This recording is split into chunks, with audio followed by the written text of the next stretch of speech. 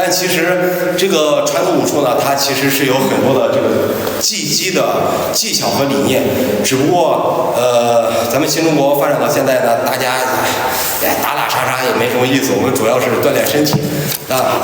你说传统功夫能不能打呢？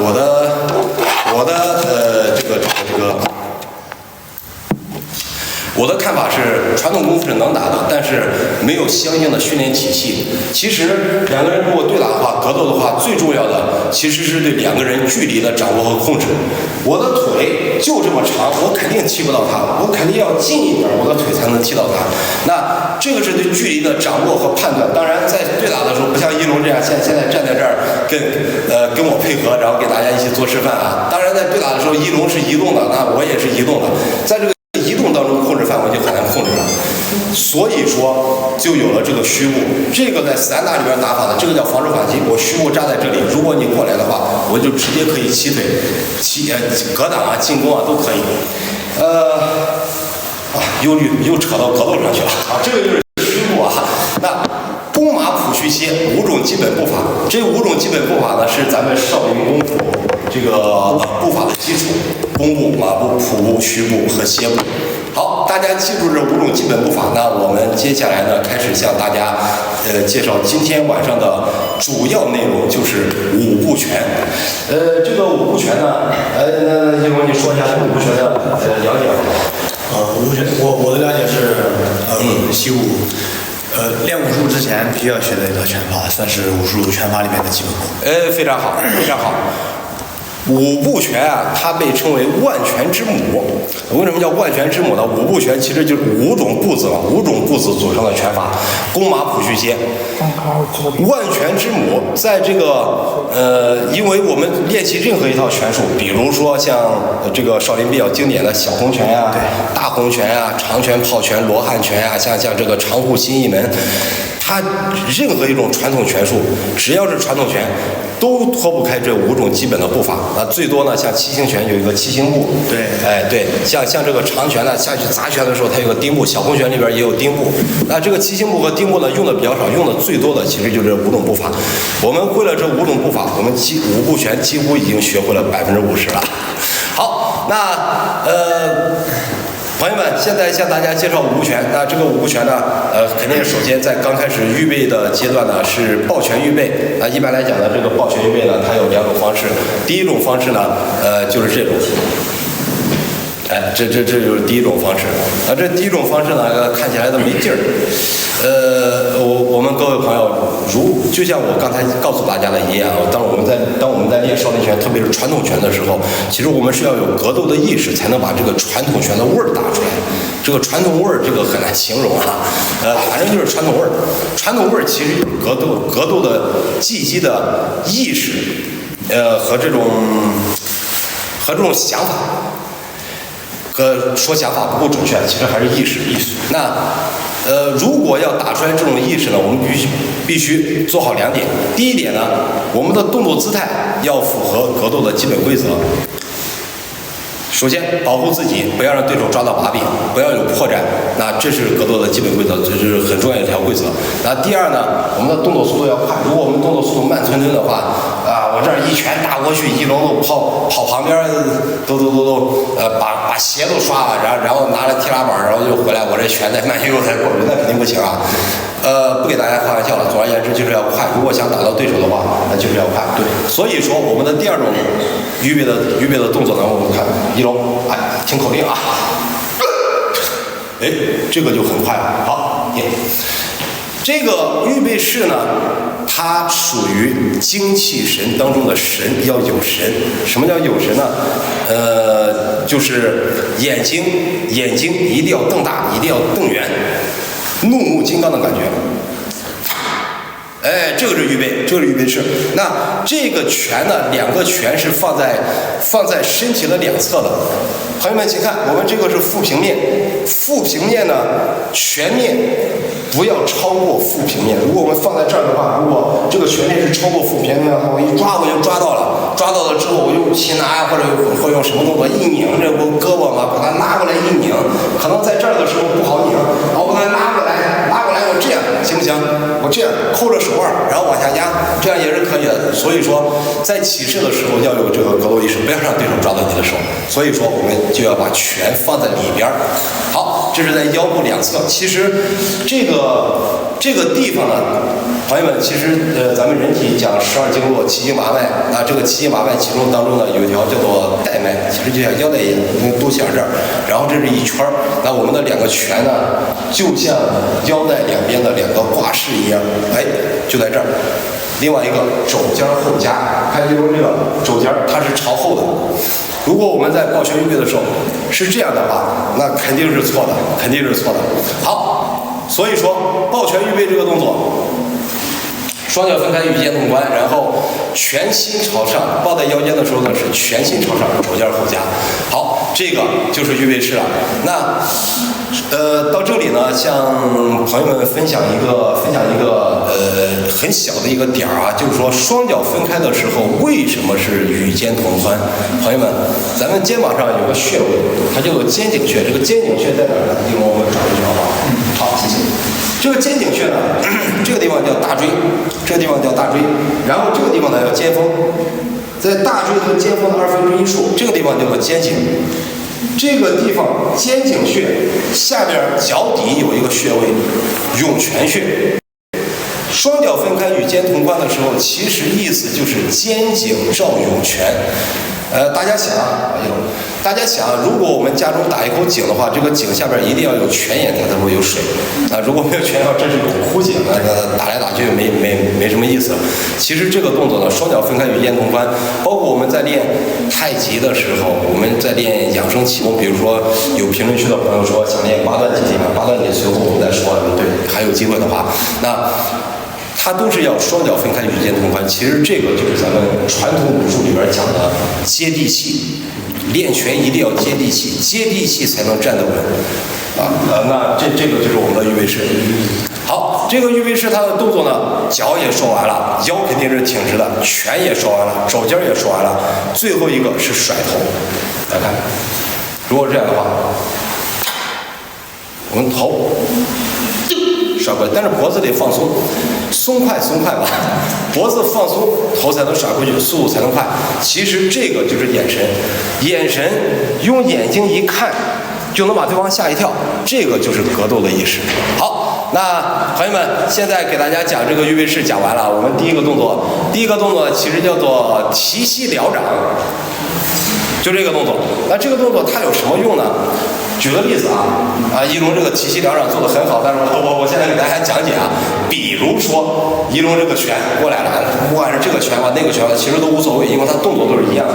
他这个拳过来的时候，我要往上撩，他要朋友们，他要打我的脸，我不让他打我的脸，那不可能，他拳过来的时候，我这样会用脸去接他的拳，那这个不符合咱们的一般的这个积极思维啊，这个不按常理出牌，按常理出牌应该把它隔过去，要不然就是左右隔，要不然就是上下隔。那这个动作其实它是向上隔，它为什么要向上隔呢？因为向上隔的时候，大家看，在我疗掌的时候，我这个手是这样上来，我掌心朝上的，那在我疗掌的时候，我是可以抓到它的，我把它隔起来的时候，我可以抓到它提膝，然后是我的腹部，蹬踹下去。这个地方呢，脚腕其实很脆弱的，如果搓一下，它是会挫伤的，不然就是损伤。那这个地方的膝盖呢，这个不用说了啊，这个结构很复杂，它也很容易受伤，特别是当我们用侧面的外力往里面压的时候，如果是速度很快，叮一下过去，那其实很危险的。这个地方呢，这个肌腱这个地方打起来是很疼啊，大腿根这个股四头肌这儿。好，这个地方，这个不用说了啊，软肋。那包括我们这个地方脖子。其实啊，朋友们，如果我们要踢人的话，不是我们踢人，比如说我们打靶的时候，踢沙袋的时候。比如说一龙现在在这儿跟我在一起，给大家做示范。如果我想踢一龙的小腿，我的膝盖提起来，我的膝盖就指着一龙的小腿，嘣，一反胯，腿弹过去就打到一龙的小腿。如果我想踢一龙的腰腹的话，踢起来，嘣，看我的腿提起来，膝盖是指着这儿的，然后我的腿再一反胯转过去就打到这儿了。这个叫什么呢，朋友们？这个叫膝围腿劲。那如果我想踢一龙的头的话，那我的膝盖提起来就指着这儿，蹬一脚过去就打到头了。这个腿啊，这个膝盖啊，它就是腿上的一个瞄准镜。你瞄准镜瞄的是哪儿，那打出去那肯定就打到哪儿。为什么呢？取决于我们生理结构。那我们的腿最大，这个幅度就到这儿了，不可能弯过来，对不对？所以说这叫膝围腿镜，膝盖指着哪儿就能打到哪儿。所以说我们第一个动作呢，除了上面的这个手要撩起来要格挡之外，这个手啊格挡我还可以抓，我还可以把它拉过来。我拉过来的时候，然后我再踹，这个时候是不是更容易把一龙给踹倒了？所以说，朋友们，我们第一个动作呢，它的动作目的，抱拳预备，撩掌，看手，下去。那这个动作呢，其实就是蹭一下，踩脚。如果是踩脚的话，蹬一下踩脚，就算我不往回拉，踩到这个脚，一龙其实也是很疼的。如果像刚才那个力量和速度的话，那我们这个时候我们再去打的话，蹬一下再打过去的时候，一龙它会往侧边倒，但是它的脚是被我踩着的。大家喜欢秦师傅的，请秦师傅点点关注。被我打倒的话，或者说甚至说被我推倒的话，其实他的脚是很容易受伤的。那这个就是我们第一个动作的积极意义，有防守，有进攻。所以说这个七膝撩掌、腹部切掌。秦师傅啊，那秦师傅就我们现在我们给大家背面示范一下，好不好？就光一个七膝撩掌、腹部切掌，好不好？好，大家注意看啊，一个是看一龙的预备式，另外一个看一龙的齐膝，然后切掌切下去的时候，看这个腿的速度，蹬一下下去。好，一龙咱们准备好了啊！一、二，好，收。就这意思了，朋友们，这个动作其实很简单啊，跟大家白话了半天，其实我觉得大家应该早就听明白了。好，这是提膝撩掌，这个腹部切掌。那第二个动作呢，叫做弓步冲拳。弓步冲拳，当我们从这个腹部，然后变成弓步的时候，其实它中间它是有一个过程，我们的腿必须得弯上来。弯上来的时候，其实这个不算是标准的马步，它只是一个过渡动作，但是这个动作非常重要。提膝，这个腹部切掌，提膝撩掌，腹部切掌下来。好，当我们起的时候，我们几乎变成了一个马步。这个时候我们可以干嘛？这个时候我们可以弓马转换，变成马步，打过去，弓马转换，我们的力量腾一下就出去了。那这就是第二个动作，弓步冲拳啊，这个也不用说，非常简单啊，朋友们，我们待会儿再一起从头到尾跟大家重新演练的时候，我们先把这个事情听明白了。朋友们现在也不用跟着练。那第三个动作呢，它是弹腿冲拳。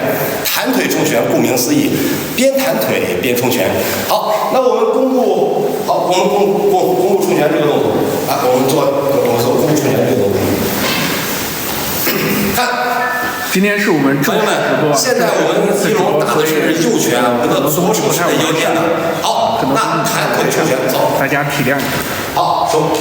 明天那就买回来。弹腿冲拳，有的朋友呢，可能刚开始会做成这个撩腿，但其实咱们这个中国武术讲的里边是弹腿特别。为什么要弹腿呢？弹腿啊，它速度快，它力量也大，就像鞭子一样。比如说我们的鞭腿，哒一下弹出去，这个速度是很快，像鞭子一样蹬一下过去。那这个是弹腿。其实弹腿呢，武术里边要求是收胯，然后弹腿，脚尖绷直。如果说我们在实战当中，当然这个脚尖绷直呢，跟大家说一个情况，其实这个武术啊，有一种说法是从人和人之间的矛盾斗争当中演变而来的。那这个弹腿呢，大家可以把它理解成撩阴腿，没问题。其实咱们武术特别传统武术就是这个。理解为撩阴腿没问题，但是呢，如果在真正的实战应用当中，朋友们，大家要了解这一点，就是功夫是死的，人是活的。那我这个弹腿如果我练得非常好，我的腿上非常有劲儿，提膝速度也快，力量也大，那我可不可以我翻个啪一下我就变成鞭腿了？其实也是可以的。所以说，朋友们，弹腿冲拳，弹腿冲拳，边弹腿边打拳。那我们现在说这个冲拳，冲拳的时候。一拳收回来，一拳打出去，这个动作，朋友们请看啊，我们打出去的时候呢，这个是拳心朝下的，我们在腰间这个拳心是朝上的。如果说我们打出去的时候，打出去了之后，它是拳心朝下，我们收回来是在拳心朝上。这个动作呢是少林拳的这个特点之一。哎，滚出滚入，对，一龙说的非常对，滚出滚入。那现在说两个特点啊，朋友们，第一个是屈而不屈，直而不直，打出去正下，打出去收回来，收到万三合的状态。第二个动作呢是滚出滚入。这个滚出滚入啊，这个大家想啊，如果说像一龙这么壮，然后当一拳打过去，这个拳在打出去的时候啊，其实我是用拳头推它是一样的。如果这个拳从这儿拳心朝下，我到这儿的时候还是拳心朝下，其实我是用拳头在推它，我这个力量是停留在表面，是进不去的。所以说滚出滚入，这个拳头打出来的时候。这样的话，我的力量就可以渗进去了。看，朋友们，这样的话，我的力量就可以渗进去，拧着进去，钻进去，这样就有钻劲儿。所以说，朋友们，我们在弹腿冲拳的时候啊，看功夫冲拳，这个弹腿冲拳的时候，这个两个拳呢，拳心的方向是互相转换的，阴阳转换，上为阳，下为阴。现在这个拳呢，属于平拳，掌心朝下，好，下为阴。腰间拳呢，其实它是拳心朝上，上为阳。好，那如果好，因为我们在侧面做，就光做一个冲拳就可以了。好，冲拳，就光冲拳就可以。好看，打出来了之后呢，这个是拳心朝下。其实这个一龙这个拳。其实一龙的这个拳，这个拳上带风啊，打出来有杀气。好，朋友们，现在滚出滚入也给大家讲完了。那我们这个弹腿冲拳，还有一个就是弹腿的高度的问题。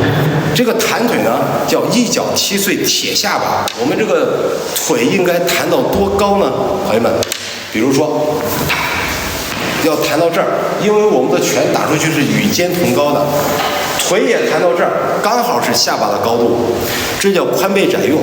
如果说我们想踢腿，想踢大腿，想踢腰腹，其实我们平常练习的时候，我们就是奔着下巴去的，就奔着下巴的这个高度去的。那我们在实战当中呢，就我们这边有句话，拿出来干粮就是馍，掏出来干粮就是馒头，馍就是馒头。好。所以说，平常大家做好准备，然后在实战当中呢，腾一下拿出来，自动化的定型的这个肌肉自动化的动作自动化，允许上叫动作自动化。好，那现在呢，我们已经向大家介绍了这个，看这是第一个提膝两掌，第二个是腹部切掌，好，第三个呢是弓步冲拳，第四个呢是弹腿冲拳，对不对？好，弹腿冲拳，那这四个动作，那一龙，我们就做这四个动作，好不好？没问题。好，朋友们，请看啊！现在一龙给大家做正面的示范，我们就简单的给大家示范一下。好，准备好了，施礼，放，对，一、二，啊，这个腿擦一下下来，三、四，好。好，就到这儿就可以了。为什么一龙到这儿的时候，他的身体是往前走的呢？但其实弹腿冲拳和下边马步架打，它是同一个动作。然后，但是为了方便大家这个去单独的去学习下边马步架打这个动作，我们现在把这个动作先拆开。好，这个弹腿冲拳这个不用说了，大家都听明白了。那马步架打这个动作呢？看，弹腿冲拳，马步架打，马步架打这个动作其实它是格挡上下的一个动作。如果说比如说啊，一龙这个拳打过来了，我弹腿冲拳这个拳咚一下过来了，其实这个动作，是往上掀的一个动作。那这个动作往上掀的时候呢，朋友们，我们在刚刚学习的时候啊，大家我以前教过那些小孩啊，小孩有的特别可爱，他一打就变成这样，变成这样，你说这样可不可以呢？朋友们，其实它可以，但是呢，不是完全可以，可以不可以呢？可以的意思是它可以格挡，没问题，可以掀起来架上去都没问题，但是呢，这个拳呀，如果说他的拳打过来，我这样上去的话，我是抓不到他的手的。如果他的拳上来之后，我是这样手心朝上把它掀上去的话，朋友们看，手心朝上掀上去的话，这个其实也叫滚出滚入。掌在大方拳里边要撤入三推掌，这个也是滚出滚入。其实滚出滚入，特别是掌法的滚出滚入，它第一个有一个格挡的作用，第二一个上下掌滚上来了之后，我是可以抓的，抓下来之后，看朋友们，正。所以说，这个掌呢，它上去之后应该是滚着上去，掌心朝上，这个动作，然后架起来了之后，嘣，马步开立，咔一下过去，马步开立就打到这儿，一拳就打过去。这个动作呢，其实就是马步架打。马步架打呢，动作它的动作要求就在它的动作名称上。马步当然咱们要做标准了，三脚半的距离，大腿水平，后腰挺直。脚尖朝前，那马步架打，一架一打，这个其实我觉得这个动作名称老先生们起的动作名称非常好，简单明了。对，简单明了，一针见血，非常棒。好，朋友们，现在我们给大家说完了马步架打，那第5个动作呢，它叫做转身按掌。这关于这个转身按掌，其实一龙这个转身按掌你做一下好不好？我从马步架来开始。好，预备走。好，大家看啊，这个脚呢是踩在后边的，这个掌呢它是按下来的，它这个掌按下来有什么用呢？好，这个掌按下来有什么用呢？其实这个关于这个撤步按掌、撤步按掌的这个动作，我们之前在小时候我在学5步拳的时候呢，我们学的撤步按掌是这个。我们学撤步按掌这个，但是这个都不要紧啊。这个和因为提膝它不好站稳，对，提膝不好站稳，不好练，所以说就直接撤到后边站得比较稳。那另外一个呢，这个提膝啊，其实它是有一个意思，其实就是撤过来了之后按着头，是这个意思。对了，就是这个意思。然后另外一个呢，一龙在这边朋友们看得比较清啊。大家看啊，如果我们从马步架打开始，我们架打到这儿了，然后如果有人从后背来进攻的话，这个动作其实它是我一个往下摁的一个动作，往下摁的动作。